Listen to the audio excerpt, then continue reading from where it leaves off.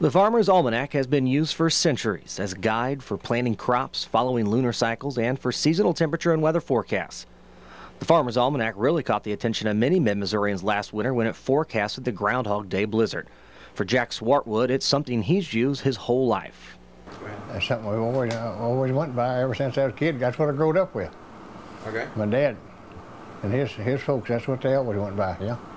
What Jack realized, but many of you may not realize, is there's actually more than one version of the Farmers Almanac in publication, and each one places Missouri in a different region.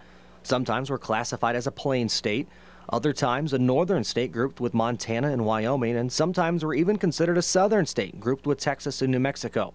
For Seth Trotter, a farm kid from Dodge City, Kansas, this was unexpected. I was not aware there was more than one. That's a bit of a surprise.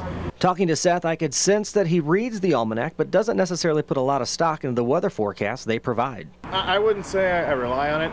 I kind of think of it kind of like a college football preview magazine where you see their predictions in August and then January, see if they're right. Same type of thing with the Farmers Almanac to see, for fun, to see if they were guessing correctly well in advance.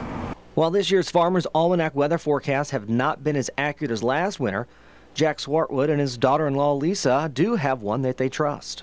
Yeah. But this one's been more accurate. So okay. the temperatures It looks like the Swartwoods prefer the old Farmers Almanac over the others.